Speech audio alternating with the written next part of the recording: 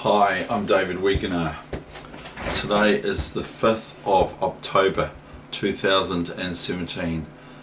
As previously mentioned, I would like to say check out chesschecker.com. Okay, sorry for my wee fumble with my words. I bring to you a game that Garry Kasparov, back then when he was 18, from the 1st of October to the 16th of October 1981, when he was 18 years old, he played in the second Super Grandmaster event held at Tilsburg in Holland, in an interzonal or something to that effect.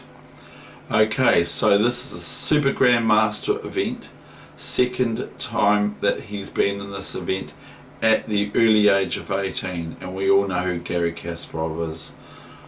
And so here we go, without further ado. This is what he considered to be his best game that he's ever played. His words were, what game is the best game of your life?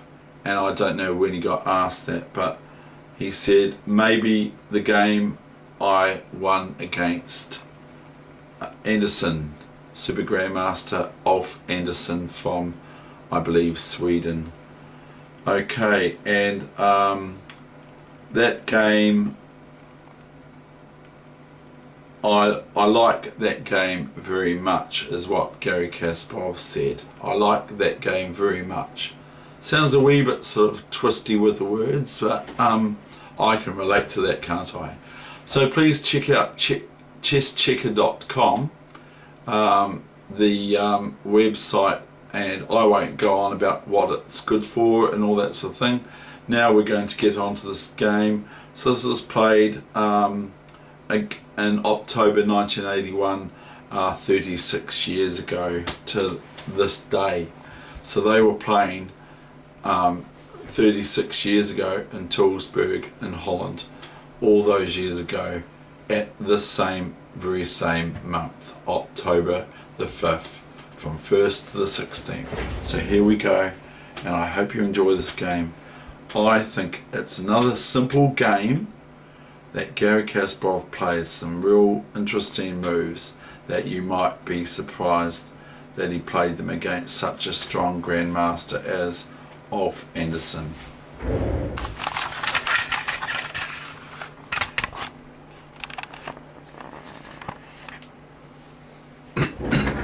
Excuse me. So here we go, ladies and gentlemen. I hope you enjoy it. This is in Fighting Chess, My Games and Career, Garry Kasparov.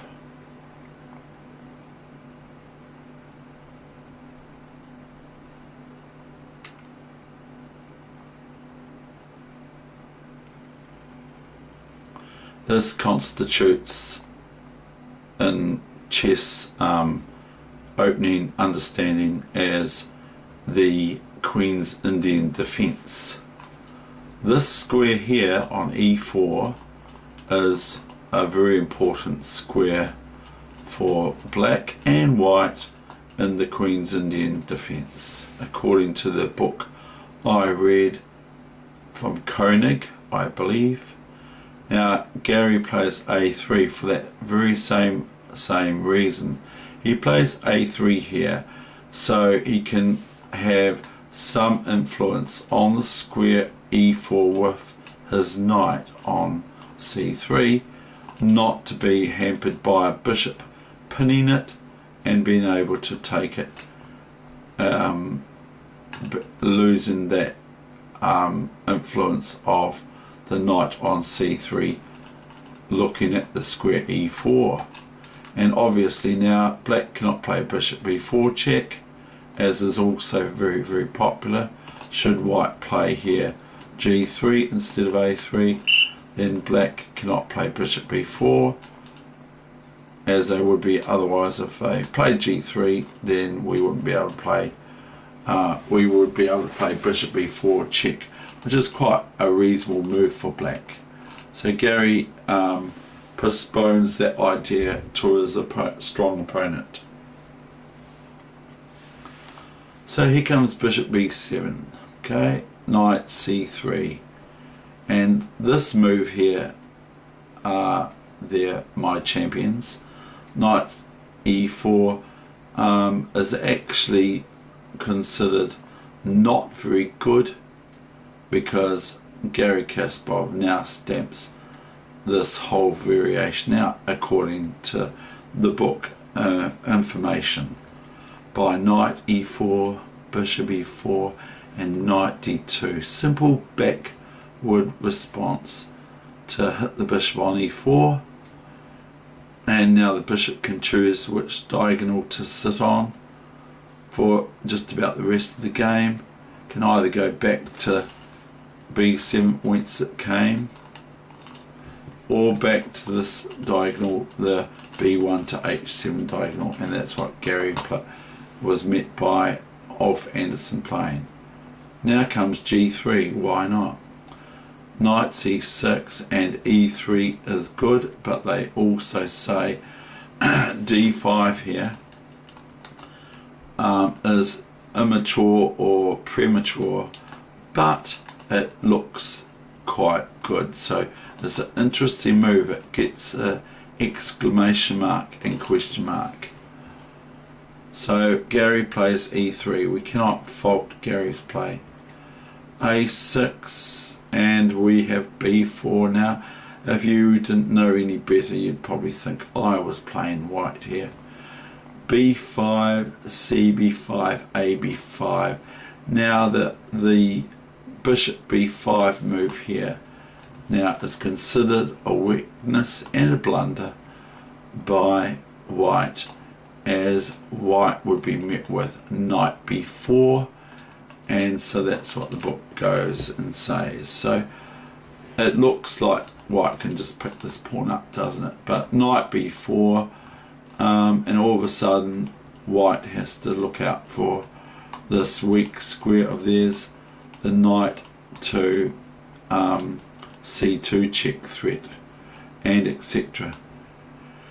And if the bishop comes back here, then the knight can hop in here check. Okay, so that's considered bad. So white plays bishop b2, so they're probably now threatening to play bishop takes pawn on b5. Knight a7, and the book says that Ulf Andersson, Super Grandmaster Ulf Andersson, is now doing a he's defending the pawn on b5 with being attacked by the bishop by playing knight a7, and he's also wanting to play moves to the effect like c6 and then d5 and then knight here, or knight here and knight here, establishing, but they say it's a wee bit slow, or words to that effect. So now Gary comes, h4 comes. Now the reply and the response to Gary's thrust on the h4 square with his pawn is met with h6, and they say, should white have got black have gone one or two moves, is the question, and the answer is should have gone two moves, not once, not one square. But Ulf Andersson is very, very particular and pedantic about causing weaknesses in his actual chess camp, but they do suggest h5 is better. Now Gary plays the Kasparov break that he's well known for. This is called the Kasparov d5 break, and so imagine what is the specialty of Kasparov's. So imagine what you're thinking if you're the Grandmaster Ulf Andersson. I'll tell you what he thinks after this is complete.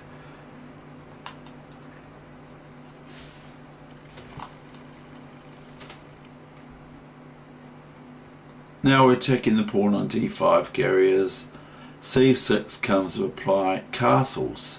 Looks like he's stopped doing what he's been doing.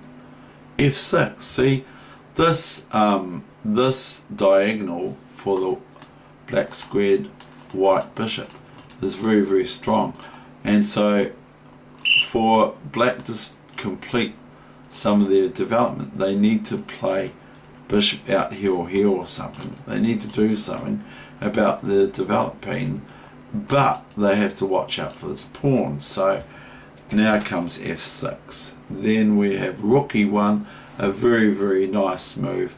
It's typical of Garry Kasparov to make sure everyone joins in on the fun. Bishop e7 and queen g4. Here we come. This is a Garry Kasparov move. If we didn't know it, we'd say it looks like someone like Garry Kasparov. King f7. Note that other replies like bishop back lose material or start to lose a pawn back. So king f7, h5. Now e4 comes. Knight bishop e4. Get rid of this white square defender of black. So that's what duly happens. Bishop e4 and knight e4 and knight c8. And now here comes another stormtrooper. Rook a d1. He's joining in now too. And like now rook a7 to defend the d pawn, because white is just threatening this if they so wish. So black cannot have that. Now comes knight f6. Look at this spectacular tactics from Garry. Now if bishop f6 here, I will give you the analysis, which is queen g6, king f8, bishop f6, and note that black cannot play queen f6 because a rook e8 checkmate. Okay, so we'll go back, and also after bishop f6, gf6, we will go gf6, and look at this move that the book gives next for white. This is the move. Crusher, isn't it? Isn't this a crusher? Now what does black do about it? If they take this, then it's pretty well much curtains, isn't it? Really. King here and rook takes even. And the threats are numerous for white. So that's not what happened, but that's what the book gives as analysis after knight f6. And that's not even the coup de grace here. So we've got gf6, and now we've got queen g6. And I am conscious of the time, ladies and gentlemen, but this is a really great game. King f8, and then we have this drop back of the bishop. Look how quiet this is. d5 and rook d4. Look, doesn't even take the pawn yet on h6. That's what I'd do without even thinking about it. Knight d6, rook g4 threatening, queen 2 g7 check, and queen takes, and other. So black now plays knight f7, and this move devastated black's forces, and Ulf Andersson was not very happy. King e8 and bishop g7, and Ulf Andersson was heard saying, "I will not play with Garry Kasparov, or I will not play with Kasparov anymore," exclaimed Andersson, and he stopped the clock on 30 rook g8, h6 puts an end to the game. So here is rook g8 and h6, and the game is all over. Imagine meeting that sort of play. Okay, that's the end of my session.